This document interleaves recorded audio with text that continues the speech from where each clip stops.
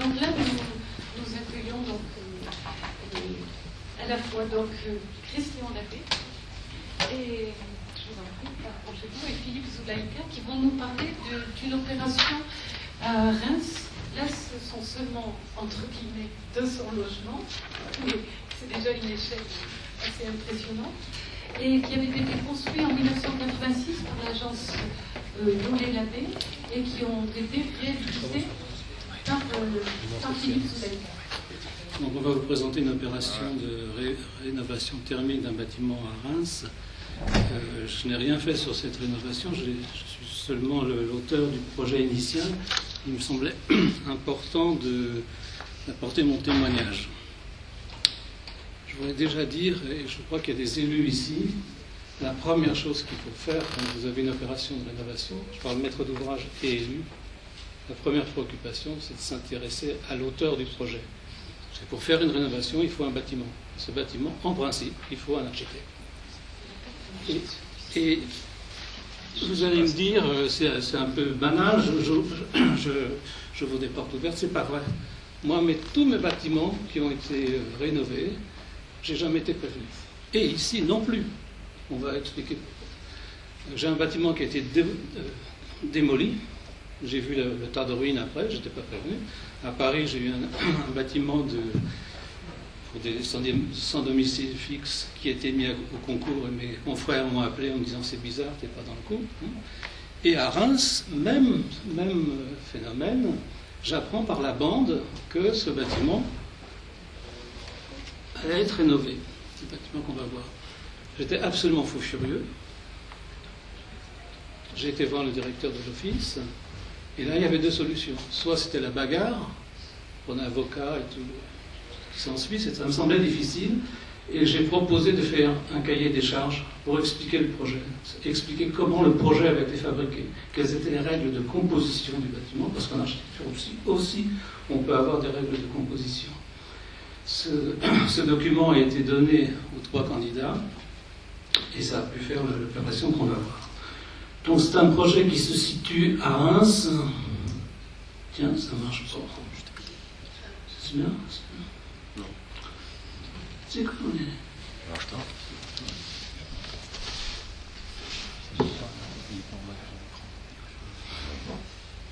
C'est comme les carousels Kodak, ça ne marchait pas, ça ne marche pas plus.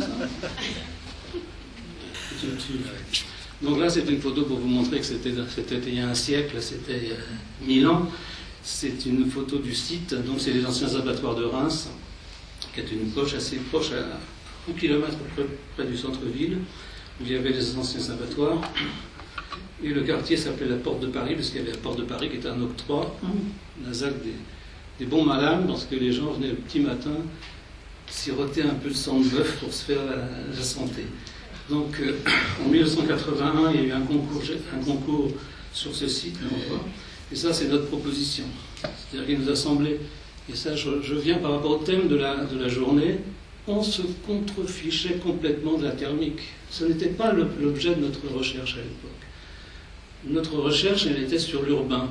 Après les périodes des grands ensembles, après les périodes de la prolifération, on cherchait à retrouver une urbanité. C'était le seul objet qu'on avait. Notre travail portait là-dessus.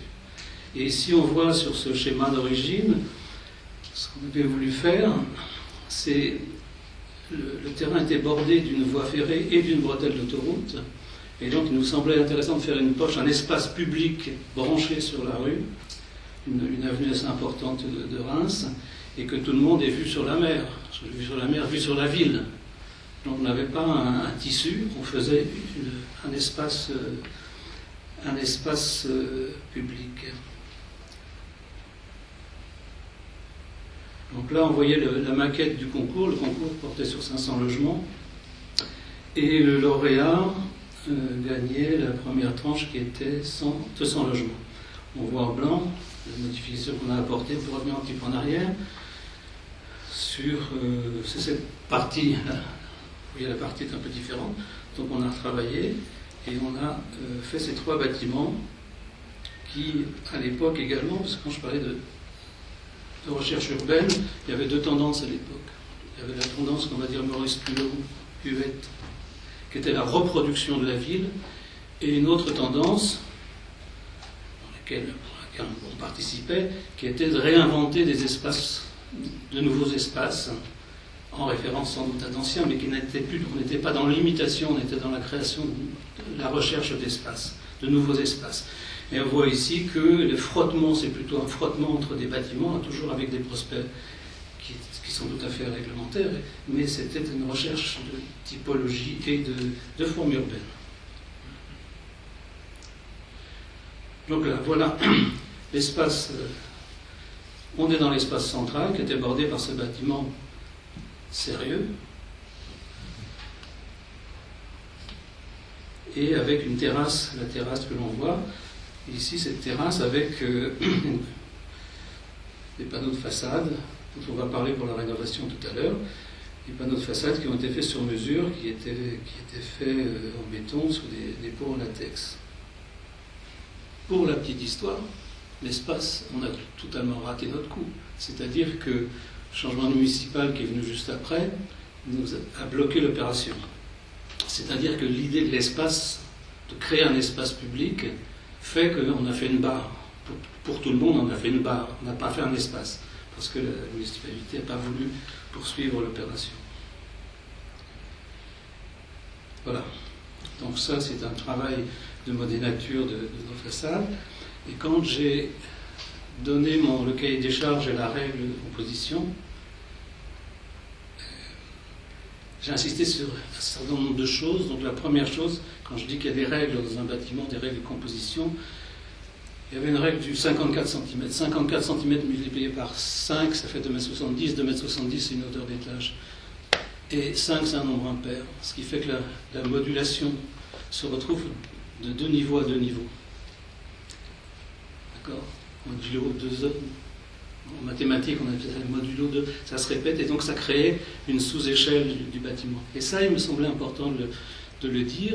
Et il me semblait aussi important de dire que la trame s'accrochait en sous-face de la dalle. La trame. Faites la même chose en faisant la trame qui s'arrête, qui est sur le dessus. C'est une dissonance complète. Le bâtiment devient complètement dissonant. Donc il fallait expliquer ça. Et comme je disais tout à l'heure, en référence à la chanson de comment ça s'appelle, Souchon, voir sous les jupes des filles, les bâtiments se voient toujours par en dessous. Il est toujours plus petit que son bâtiment. Et donc les bâtiments, il faut caler les bâtiments par en dessous, pas par au-dessus. On ne les voit jamais par au-dessus. Il y a le bon Dieu peut-être qui voit, mais nous on voit par en dessous. Donc c'est important de dire aux candidats, faites gaffe, ça se cale de cette manière-là. Donc ça c'est la façade sud, sur la rue, et on voit que les panneaux de façade sont très marqués, on les voit en détail en dessous. Ils ont été faits avec des pots réclis, et quand j'ai su que ça allait être rénové, j'étais fou furieux, parce que je me suis dit, un enduit dessus avec un isolant, ça va pas le faire. Donc j'ai insisté en disant, faut soit pas rénover cela, soit trouver autre chose. On va voir comment ça a été réglé.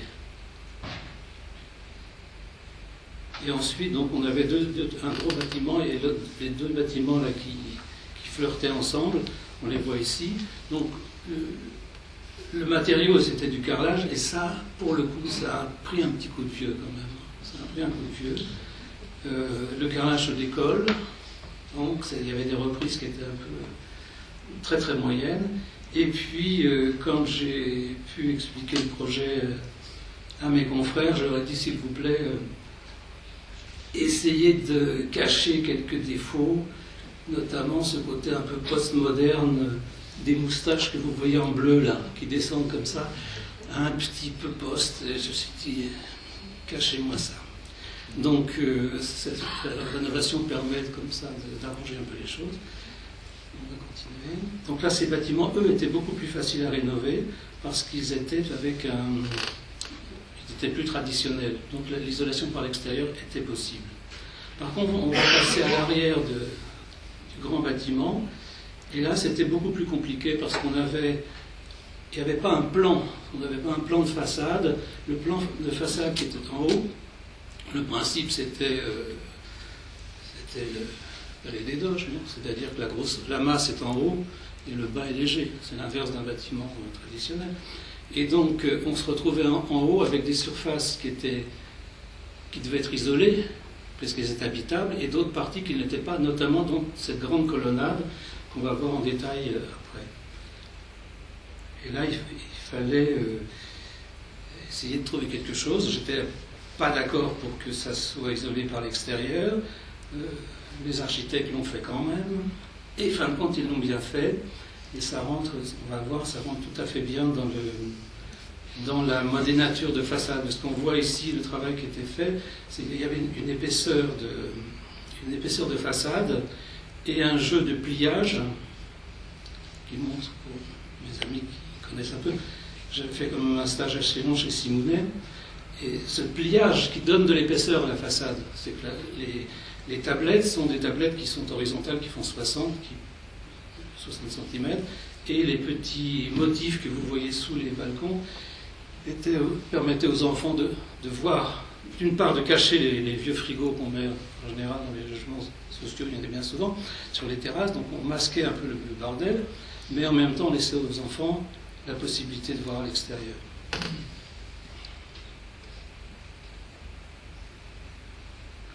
Donc là, juste une petite anecdote, vous voyez la pyramide, c'est un reste de chantier, c'est-à-dire que l'entreprise avait compté les niveaux, ils n'avaient pas vu qu'on était malin, c'est qu'on avait fait des duplex, un dernier étage, et donc il y avait des escaliers en trop, donc on les a récupérés pour faire ce petit jeu d'enfant qui a été supprimé, je ne sais pas pourquoi, c'est très bien. Et là, on voit le rapport entre les deux, et donc ce travail sur la profondeur de la façade, et on va voir comment ils ont pu régler le problème. C'est intéressant de resituer comme ça le projet, parce que ça nous ramène à d'autres époques, dans les années 70, donc après le premier choc pétrolier. S'il vous plaît, vieillissez pas tant, c'était 83 quand même. Oui, non, mais c'était mon introduction. On était par contre très sensible aux enjeux énergétiques. Donc en développant l'énergie, notamment toute la recherche en énergie solaire. La France était à l'avant-garde au niveau international. Et puis après, dans les années 80, on est reparti vers l'énergie nucléaire et on s'est beaucoup moins soucié de ces questions-là. Et par contre, ce qui est intéressant, c'est ce que vous mettez en avant, la recherche urbaine. Et on voit que c'était donc un travail plus formel sur la façade, à la fois la forme reliée à la structure, mais pas du tout. Donc voilà, à chaque époque, on a des priorités, et donc il est temps de voir ce moi, je m'interroge sur la recherche urbaine. Je m'interroge sur les recherches aujourd'hui de la forme urbaine. Moi, ce que je vois depuis quelques années, c'est une très bonne chose, c'est l'îlot ouvert, qui est une vraie invention. Mais je ne vois pas grand-chose d'autre. Je ne vois pas aujourd'hui de préoccupation urbaine forte.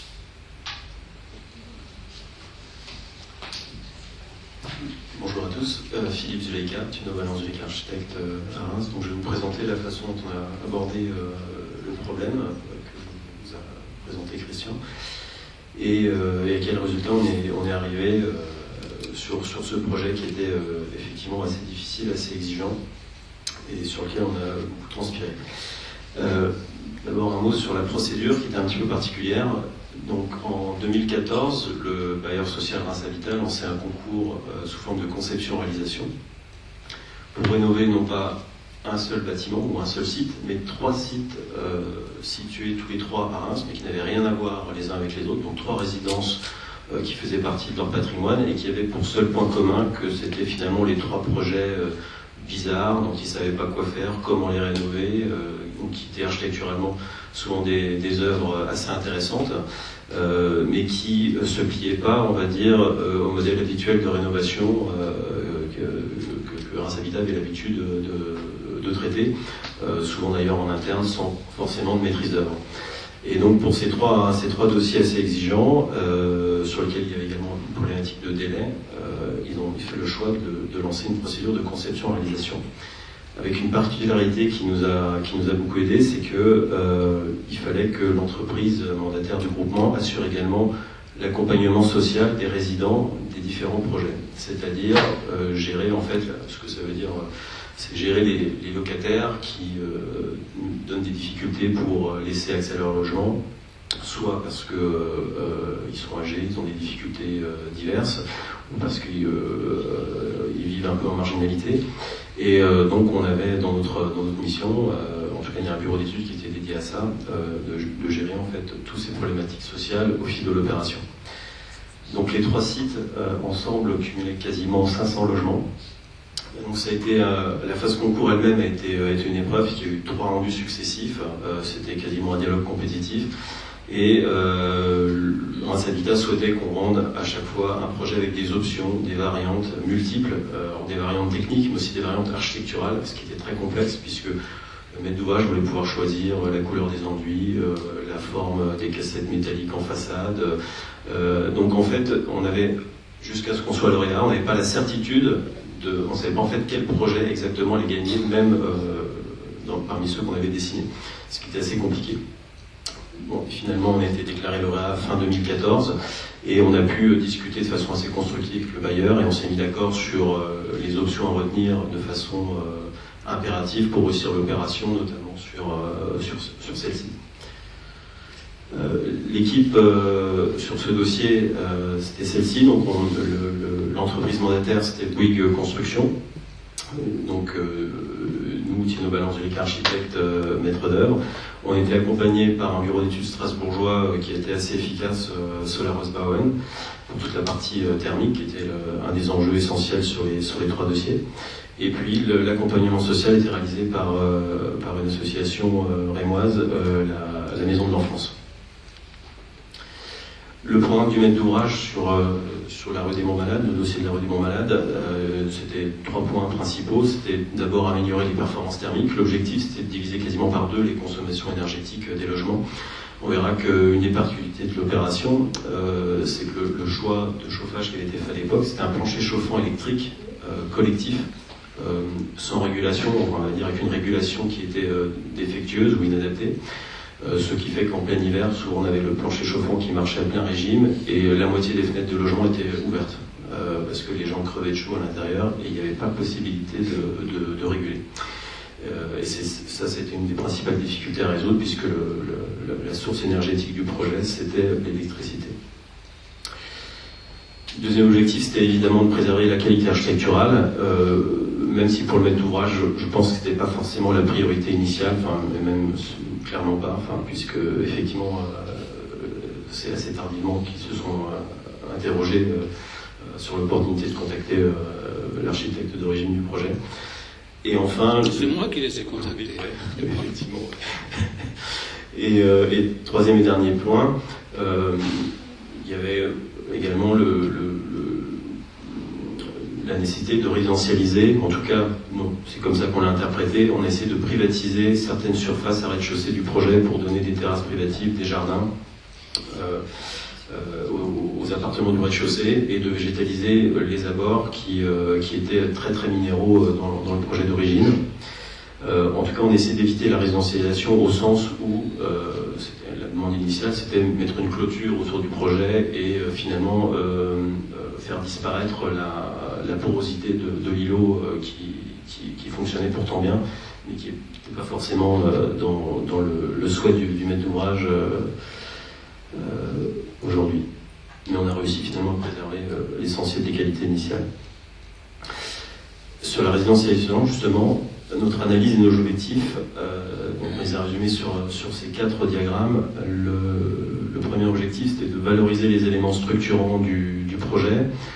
Donc il y a ce qu'on a représenté en jaune, cet axe vertical, c'est le grand parvis qu'on voit sur le bâtiment principal, qui est un espace assez monumental que tous les Rémois connaissent. Enfin voilà, tous les Rémois connaissent cette image. Le point rouge, c'est l'idée de constituer une centralité là où se trouvait effectivement la pyramide, qu'on nous a demandé de supprimer. Ce qu'on a fait, on a créé une placette à la place, on verra comment on l'a géré, et puis de mettre en valeur l'axe transversal qui relie les 3 bâtiments. C'est un passage couvert qui traverse les 3 bâtiments. Qui qui vise la cathédrale de Reims. Qui vise la cathédrale de Reims, C'est en effectivement. face, on est pile dans la Tout à fait. Donc c'est les trois éléments qui nous semblent impératifs de préserver, de mettre en valeur, en tout cas de traiter dans le cadre du projet. Deuxième objectif, révéler les pièces urbaines et notamment l'intériorité assez intéressante qui est constituée par les deux bâtiments qui ont les formes les plus organiques. Et donc on verra comment on l'a travaillé. Deuxième objectif, c'était offrir un maximum de surface privative extérieure pour les logements du rez-de-chaussée, donc sous forme de terrasse ou de jardinet. Et enfin, quatrième objectif, c'est souligner, mettre en valeur les halls d'entrée. On n'a pas modifié les façades pour le faire. En fait, on a travaillé quasiment exclusivement à l'intérieur en refaisant la décoration des halls, en transformant les espaces intérieurs des halls. On n'est pas intervenu en façade. Enfin, en tout cas, on a assez peu transformé l'extérieur. La première question qu'on s'est posée, et on se la pose d'ailleurs sur tous les projets que l'on fait en rénovation, c'est pour préserver la qualité architecturale, souvent la meilleure manière de le faire, c'est d'éviter l'isolation par l'extérieur, ce qui est souvent difficile puisque c'est contraire avec les objectifs thermiques qu'on nous donne. Et pour autant, nous, le plus souvent possible, on essaye de ne pas isoler par l'extérieur. Donc pour ce faire, il y a différents moyens pour aussi néanmoins atteindre les performances thermiques que souhaitent les bailleurs. Et avant de présenter ce qu'on a fait sur l'opération de Montbalade, je vais juste présenter une autre opération qu'on a rénovée en même temps, qui est contemporaine, qui a été aussi construite en 84-85 par Robert Closier à Reims. C'est là aussi une opération assez complexe avec des volumétries assez torturées, des loggias, beaucoup de relief.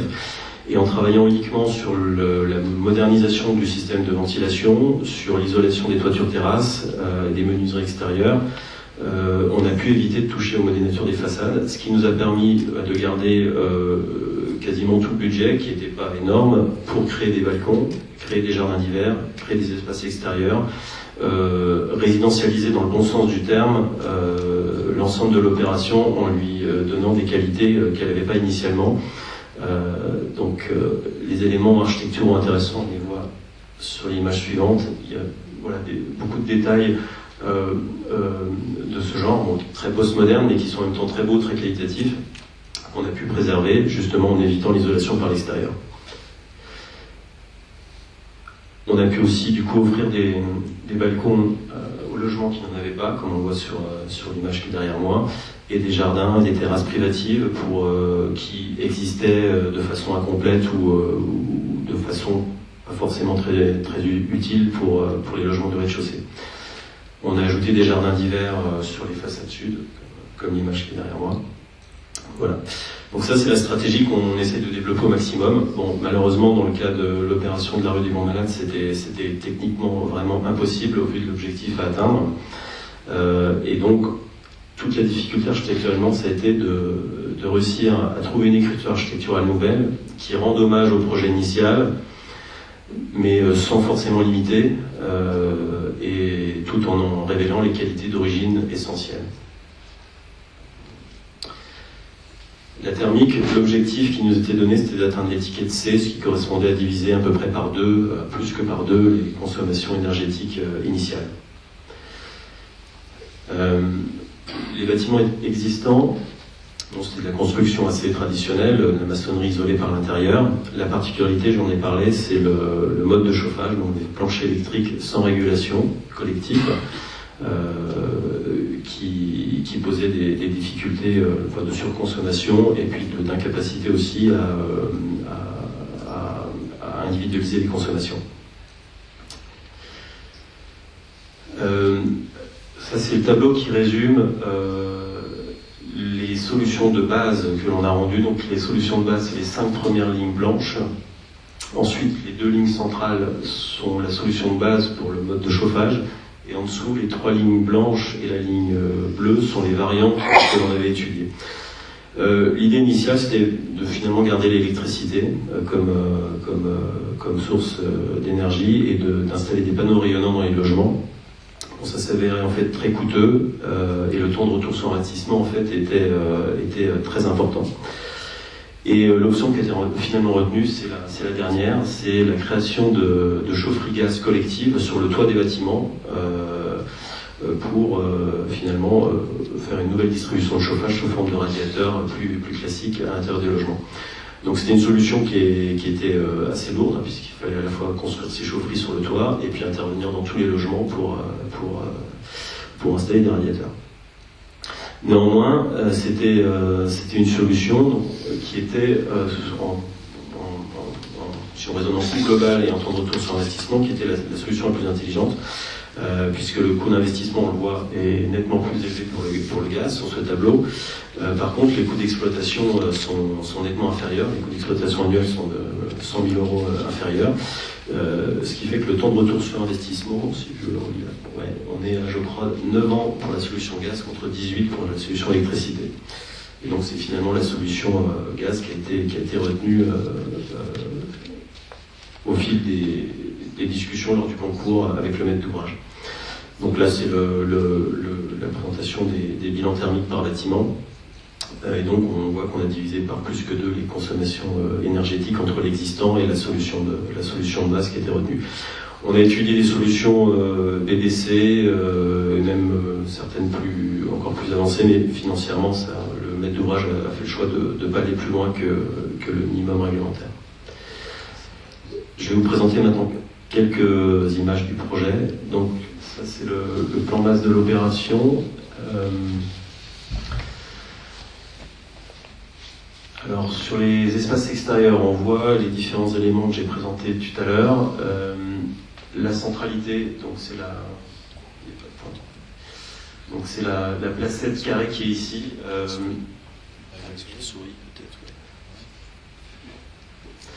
La placette carrée qui est au centre n'existait pas sous cette forme. On l'a créée plus ou moins à l'emplacement de la pyramide pour avoir un espace piéton plus développé. C'est une chose qui n'était pas très claire, aussi claire en tout cas dans le projet initial. On l'a traité avec le même calpinage de dallets de béton avec le dessin d'origine. On voit également tous les espaces qui sont représentés en brun. Ce sont les terrasses privatives en bois que l'on a créées pour tous les logements du rez-de-chaussée. Donc maintenant, quasiment tous les logements du rez-de-chaussée ont une terrasse qui fait au minimum 10 mètres carrés, qui est protégée par des clôtures qui initialement devaient être en bois et finalement Ars Habitat nous a imposé de les réaliser en plastique. Bon, on verra sur les images, c'est pour moi vraiment le plus grand regret sur l'opération, c'est vraiment le truc pas réussi, mais ça c'est un choix du maître d'ouvrage.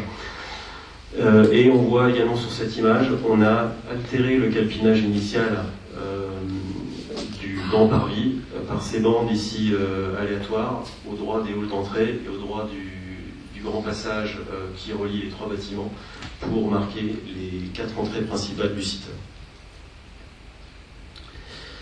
C'est peut-être d'ailleurs plus compréhensible sur le plan de rez-de-chaussée. Donc l'intégralité des halls ont été redécorés, retravaillés.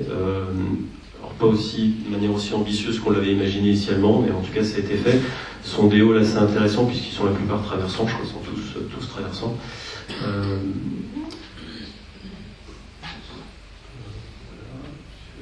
Et ensuite, le problème principal, c'est effectivement les façades et les fameux panneaux en béton préfabriqués qui étaient très beaux, qui caractérisaient le projet initial. Nous, on a tout très rapidement compris que c'était impossible de les conserver. C'était impossible également de les imiter. On aurait pu imaginer prototyper un moule, enfin voilà, on va faire des panneaux de bardage en béton léger et reposer ça par-dessus. Bon, ça nous a semblé pas la bonne attitude, quoi. Donc, puisqu'on aurait transformé le bâtiment en un pastiche de lui-même, et on a préféré finalement réinventer un nouvel habillage de façade, et on a opté pour des cassettes en aluminium pliées, avec cette teinte légèrement dorée, facettisée, donc qui évoque, sans les imiter, la richesse du dessin d'origine. Et on n'a pas cherché non plus dans une sorte de partie archéologique, à laisser transparaître certains pans de façade avec l'état initial, on a décidé de recouvrir l'intégralité du bâtiment. Les seuls vestiges finalement des panneaux béton préfabriqués initiaux, on les a gardés sur les espaces extérieurs puisqu'il y avait des fontaines que tu avais réalisées à l'époque, qui ont été conservées et sur lesquelles, qui étaient constituées des mêmes panneaux préfabriqués. Et celles-ci, on les a conservées en l'état et on les a même pas nettoyées. Effectivement, ce que tu regrettes, mais moi je pense que c'est plutôt bien en fait, puisque ça leur donne. On a gardé la patine finalement du temps et moi, je trouve ça plutôt mieux. Mais voilà. Donc ça, c'est la façade principale de ce que tu appelais la barre tout à l'heure, qui effectivement n'aurait pas dû être une barre initialement, mais qui aujourd'hui finalement a cet aspect. C'est un monument, quoi, enfin vraiment. Ça a été l'objet principal de notre travail. Bon, ensuite, on a eu à résoudre, la difficulté c'était de résoudre, il y avait des dizaines de détails différents, à quasiment tous les niveaux, les percussions de balcons, de loggia, de fenêtres, voilà, il y avait un carnet de détails absolument colossal de tous les cas de figure, d'isolation par l'extérieur, de percussions avec les garde-corps, avec les appuis de fenêtre. Bon. Je pense aussi qu'on a réussi à gagner ce concours aussi parce qu'on est la seule équipe à avoir modélisé l'intégralité du projet en 3D en fait. Ce qui nous a permis dès la conception, dès l'amont du projet, mais très en amont avec l'entreprise, d'anticiper beaucoup de difficultés et de réussir à chiffrer les ouvrages et les difficultés techniques au plus juste, ce qui nous a beaucoup servi sur le chantier. Excusez-moi, mais je crois que là, si vous pouvez tout petit peu présenter les dernières photos plus rapidement. Ça arrive. Ça, c'est un détail de la cassette.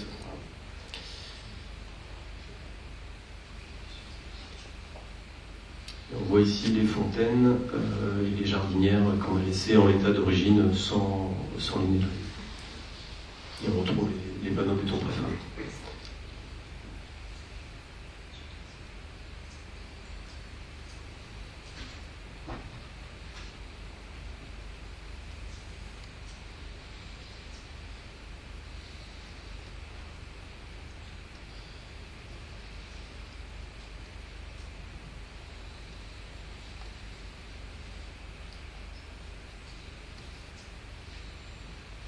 Oui, là, je reviens sur ce que je disais tout à l'heure. Ce que je craignais, c'est que l'isolant, qui est en partie supérieure, fasse rajouter. Et en fait, vous voyez la partie droite, on voit l'épaisseur de l'isolant. Et en fait, je m'aperçois que cette épaisseur-là, elle joue avec les différentes épaisseurs des garde-corps. Et que ça passe totalement. Je craignais beaucoup que ça ne marche pas et ça marche bien.